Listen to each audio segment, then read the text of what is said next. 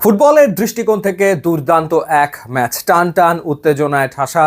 এবং এই ম্যাচটা বাংলাদেশ নিশ্চিতভাবে ৩-৩ গোলের সমতায় শেষ করতেই পারত, একটা পয়েন্ট নিয়ে মাঠ ছাড়তেই পারত এবং এশিয়ান কাপের বাছাই পর্বে টিকে থাকতে পারত। এমনকি এই ম্যাচ বাংলাদেশ আসলে জিততেও পারত, সেটা আসলে হয়নি।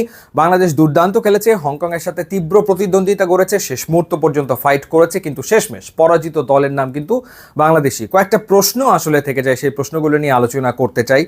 সেই প্রশ্নগুলো হলো যে স্টার্টিং 11, এই যে কিছুদিন আগে আমরা আন্ডার-23 এশিয়ান কাপের বাছাই পর্ব খেললাম, সেখানে জায়ান আহমেদ এত দুর্দান্ত ফুটবল খেললেন, তাকে কেন আসলে শুরু থেকে এই ম্যাচে, এত গুরুত্বপূর্ণ একটা ম্যাচে খেলানো হলো না?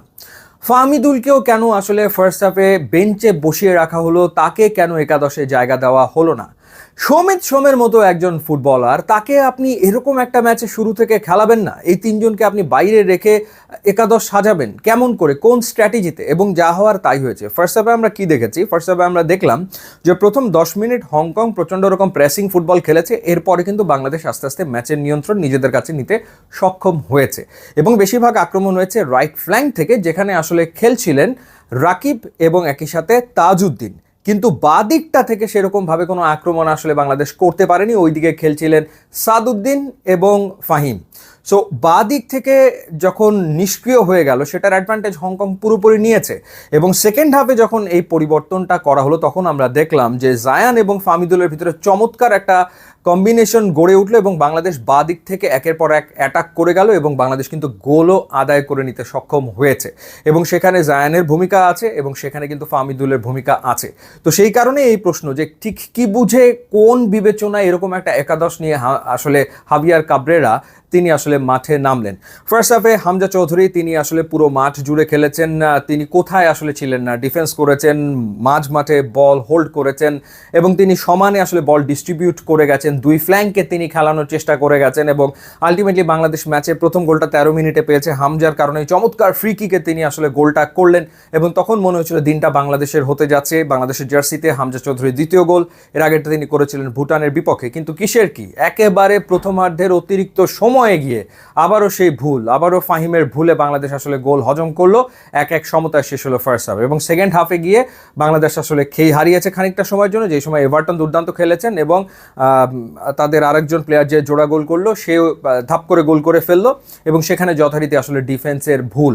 সো ডিফেন্সে তপু বর্মন না থাকায় কিছুটা ঘাটতি তৈরি হয়েছে এবং তারেক কাজীকে ফুললি ফিট মনে হয়নি এবং সেই কারণেই আসলে দুটো গোল হয়ে গেলে বাংলাদেশ 3-1 তো পিছিয়ে পড়ে। কিন্তু তারপরে বাংলাদেশ চেষ্টা করেছে মোমেন্টাম ক্রিয়েট করতে এবং এই সাবস্টিটিউশনগুলোর ফলেই মূলত বাংলাদেশ মোমেন্টাম ক্রিয়েট করেছে, যেই কারণে মুরসালিন দ্বিতীয় গোলটা আসলে করেছেন এবং সেই গোলটাতেও কিন্তু ফাহমিদুলের ভূমিকা ডেফিনেটলি ছিল।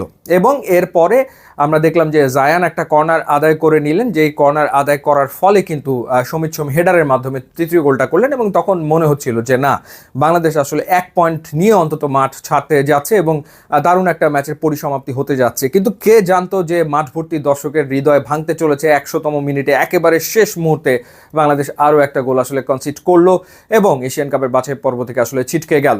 সো বাংলাদেশ লড়াই করেছে, ভালো খেলেছে, প্রতিদ্বন্দ্বিতা গড়েছে, কিন্তু এই যে জিততে না পারা বা ম্যাচ হেরে যাওয়াটা, সেটার দায়ভার কি কোচ এড়াতে পারেন? আমার মনে হয় তিনি এড়াতে পারেন না, কারণ তিনি যে একাদশ সাজিয়েছেন, স্টার্টিং লাইন আপ, সেটা ডেফিনেটলি প্রশ্নবিদ্ধ ছিল এবং সেই লাইন আপের খেসারত বাংলাদেশকে আসলে দিতে হয়েছে। সেকেন্ড হাফের বাংলাদেশের চেহারাই ছিল একেবারে অন্যরকম, কিন্তু ফার্স্ট হাফে সেই চেহারাটা আসলে ছিল না। এবং একই ঘটনা আমরা সিঙ্গাপুরের বিপক্ষে ম্যাচে দেখেছি, যে এই ম্যাচটাও একটা টাইট ম্যাচ ছিল, 2-1 গোলে বাংলাদেশ হেরেছে।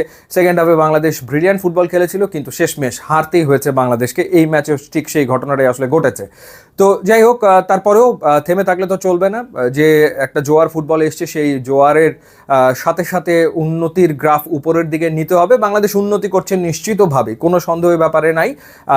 আজকে হেরেছে, কালকে ডেফিনেটলি জিতবে এবং আস্তে আস্তে জেতাটাকে অভ্যাসে নিশ্চয়ই পরিণত করবে এবং চাপ নেওয়ার ক্ষমতা এবং মাঠে ফুটবলে আরেকটু ম্যাচুরিটি দেখানোর প্রবণতা বাংলাদেশের ফুটবলারদের বাড়লেই রেজাল্ট নিজেদের ফেভারে আসবে বলে আমার কাছে আসলে মনে হয়। ইউটিউব, ইনস্টাগ্রাম লিঙ্ক দিয়ে আছে, আপনারা যোগ দিলে খুবই খুশি হবো। And thanks for watching.